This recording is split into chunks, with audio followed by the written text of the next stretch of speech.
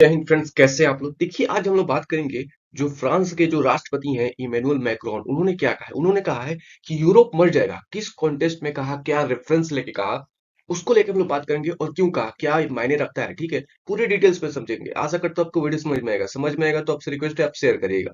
ठीक है दोस्तों, देखिए हिंदुस्तान टाइम्स की यहाँ पे आर्टिकल है, एक दिन पहले की आर्टिकल है ये। उन्होंने कहा there is risk of Europe could die. मतलब ऐसा समझिए यूरोप मर नहीं जाएगा, मतलब यूरोप कमजोर हो जाएगा। यूरोप की लोग बातें नहीं मानेंगे। यूरोप का वैल्यू कम हो जाएगा वर्ल्ड ऑर्डर में। ठीक है, अब बात करते हैं ये आवाज आई कहाँ से। ये आवाज आई है फ्रांस से। ठीक है, हम लोग न्यू दिल्ली से चलते हैं फ्रांस। ठीक है दोस्तों, ये रहा 6,621 किलोमीटर हम लोग चलते हैं न्यू दिल्ली से। तो यहाँ पे एक देश है फ्रांस। ऐसा मैप में कर लेते हैं, आपको नॉर्थ, ईस्ट, वेस्ट और ये रहा साउथ। मतलब वही नॉर्थ वेस्ट, इंडिया से नॉर्थ वेस्ट जाएंगे तो यहाँ पे एक देश है फ्रांस। और आसपास देख के जर्मनी, ऑस्ट्रिया, इटली, स्पेन, पुर्तगाल, यूनाइटेड किंगडम, ऐसा देख के प्रतीत होता है कि यूरोप का कंट्री है और यूरोपियन यूनियन का एक मेंबर भी है। बहुत ही इंपॉर्टेंट अलाई मेंबर है फ्रांस यूरोपियन यूनियन का। ठीक है, तो एक बार वन शॉट में फ्रांस को देखते हैं, फ्रांस है क्या। ठीक है दोस्तों, वन शॉट में देखिए, फ्रांस की कैपिटल है पेरिस और यूएनएससी में परमानेंट मेंबरशिप है। जो 5 लोग हैं, रशिया, यूके, यूएसए, चाइना, ठीक है दोस्तों, और फ्रांस।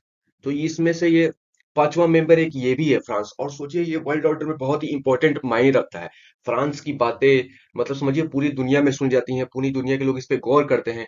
क्योंकि फ्रांस एक पावरफुल नेशन है। ठीक है दोस्तों, आज से नहीं, बहुत पहले से, दशकों पहले से ये फ्रांस एक पावरफुल नेशंस है। ठीक है दोस्तों, और ऑफिशियल नेशंस की बात करें तो यहाँ पे फ्रेंच बोली जाती है। ठीक है, और नेशनल लैंग्वेज भी फ्रेंच ही है। ठीक है, रिलीजन में माने तो 53% क्रिश्चियनिटी और 34% नो रिलीजन। जैसा कि दोस्तों मैंने बताया कि क्रिश्चियनिटी में सबसे ज्यादा लोग आस्तिक हो रहे हैं, सॉरी नास्तिक हो रहे हैं। मतलब वो धर्म, किसी धर्म को मान ही नहीं रहे। ठीक है, और 11% इस्लाम। ठीक है दोस्तों, मुस्लिम। एरिया की बात करें तो 64,64,03,801 स्क्वायर किलोमीटर एरिया है। ठीक है, और 42 मतलब 42वां, पूरी दुनिया में 42वां सबसे बड़ा देश है। ठीक है, डायलिंग कोड +33, आपके फोन में +33 स्टार्टिंग में होगा तो आप समझिएगा फ्रांस के राष्ट्रपति, सॉरी, फ्रांस के लोगों के द्वारा कॉल किया गया है। ठीक है दोस्तों, जीडीपी बात करें तो 3.988 ट्रिलियन है और 10th लार्जेस्ट जीडीपी है। तो बहुत बढ़िया जीडीपी है और ग्रोइंग जीडीपी है। उतना फास्टेस्ट ग्रोइंग नहीं है, इंडिया की तरह ग्रोइंग नहीं है, लेकिन हाँ ग्रोइंग है। ठीक है दोस्तों, करेंसी बात करें तो यूरो और सीएफएफ फ्रांस। देखिए यूरो कहाँ चलता है, जहां यूरोपियन यूनियन का कंट्री हो। ठीक है, तो ये यूरोपियन यूनियन कंट्री है तो यूरो भी चलता है। ठीक है, और फ्रांस एक अपना करेंसी भी चलाता है। ठीक है, तो दोनों चलता है। और प्रेसिडेंट की बात करें तो ये है हमारे इमैनुअल मैक्रोन। और ये रहा फ्रांस का फ्लैग, आप लोग देख ही रहे हो। ठीक है, अब बात करते हैं यूरोपियन यूनियन का, क्योंकि उन्होंने यूरोप का बात किया था। तो यूरोप एक कॉन्टिनेंट है। ठीक है दोस्तों, और कॉन्टिनेंट में 27 देशों का मिलकर एक समूह बनाया गया, उसको यूरोपियन यूनियन बोला गया। ठीक है दोस्तों, अब बात करते हैं कि यूरोप में ये मैप में आप देख लीजिए कि फिनलैंड, एस्टोनिया, स्वीडन, लायता, लतीविया, लिथुआनिया, पोलैंड, मतलब जर्मनी, बहुत सारे कंट्रीज है, 27 देश है। मैं इनके बारे में बता दूंगा। ठीक है, आप मैप देख लीजिए। ठीक है, ये रहा फ्रांस, मतलब वही आप नॉर्थ, सॉरी, हाँ नॉर्थ, साउथ, ईस्ट, वेस्ट। ये इंडिया से नॉर्थ वेस्ट में एक जाइएगा तो ये कॉन्टिनेंट मिलेंगे आपको, यूरोप और यूरोपियन यूनियन के देश मिलेंगे। ठीक है दोस्तों, ये रहा आपका India.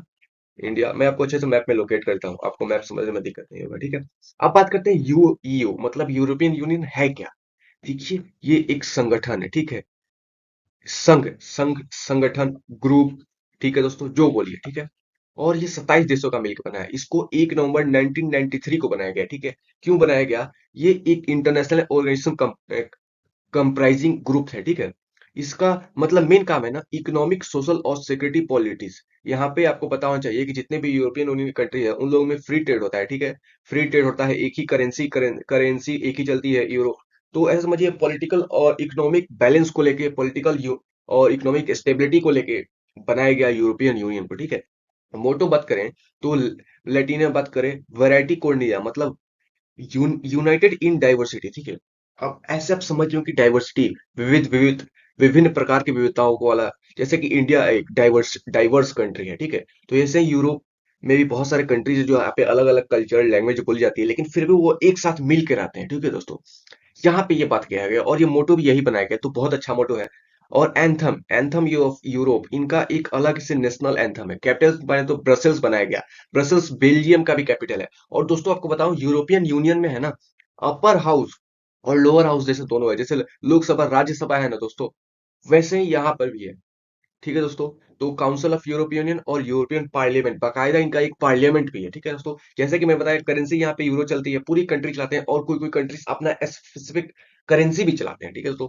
President of European council के चार्ल्स माइकल, ये है चार्ल्स माइकल, और ये रहा फ्लैग, ये यूरोपियन यूनियन का फ्लैग है। ठीक है।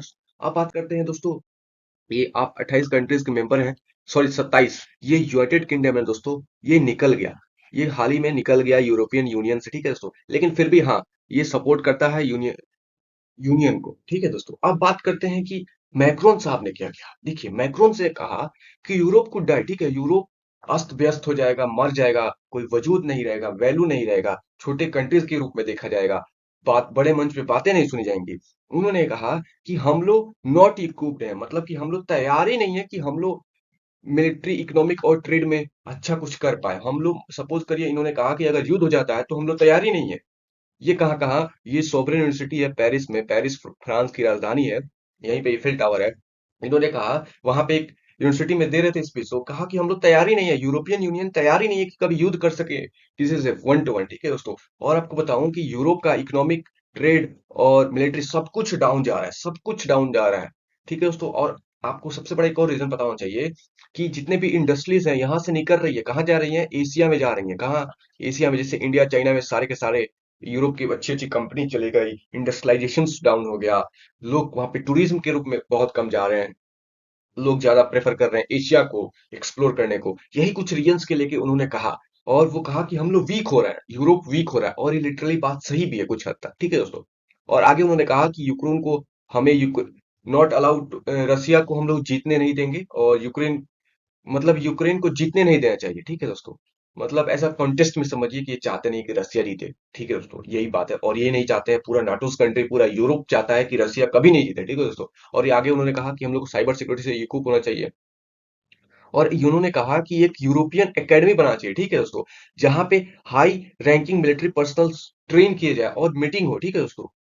मतलब ऐसा समझिए जैसे कि ये लोग मिलते ही हैं, इनका अलग दोनों पार्लियामेंट है, अपर हाउस लोअर हाउस, तो ये चाहते हैं कि जो जर्नल्स हैं, ठीक है, जर्नल्स की मीटिंग हो, कहाँ पे पूरे 27 देश के जर्नल एक साथ मिलकर बात करें, ऐसा ये चाहते हैं। और वहां पे हाई रैंकिंग मिलिट्री पर्सनल्स को ट्रेन किया जाए। ठीक है दोस्तों, ये 27 देशों को। ठीक है। इनका कहना ये था, कौन कहा, ये फ्रांस के राष्ट्रपति मैक्रोन साहब ने कहा। ठीक है दोस्तों। आपको कुछ दिन पहले पता होगा कि यूरोप के बहुत सारे कंट्रीज ने अपना डिफेंस बजट बहुत ज्यादा हाई बढ़ा दिया, 4%, 5%, 6% ऐसा बढ़ाया गया। तो ऐसा समझिए कि यूरोप, सामने आने वाला युद्ध, सभी को दिख रहा है कि वॉर आने वाला है, और यूरोप तैयार ही नहीं है इसके लिए। यही बात मैक्रोन साहब ने कहा। ठीक है दोस्तों। ठीक है दोस्तों, समझ में आया? ठीक है। अब बात करते हैं मेन रीजन बिहाइंड। ठीक है। मेन रीजन यही है दोस्तों कि सबसे बड़ा मेन रीजन यही है कि यूरोप का वैल्यू डाउन हो रहा है। ठीक है। यूरोप डाउनफॉल में जा रहा है दोस्तों, और ये बात बहुत सही है। यूरोप में आए दिन दंगे, चोरी, किडनैपिंग, डकैती, लोग वहां पे, टूरिस्ट कम हो रहे हैं दोस्तों, यही सब रीजन है। ठीक है।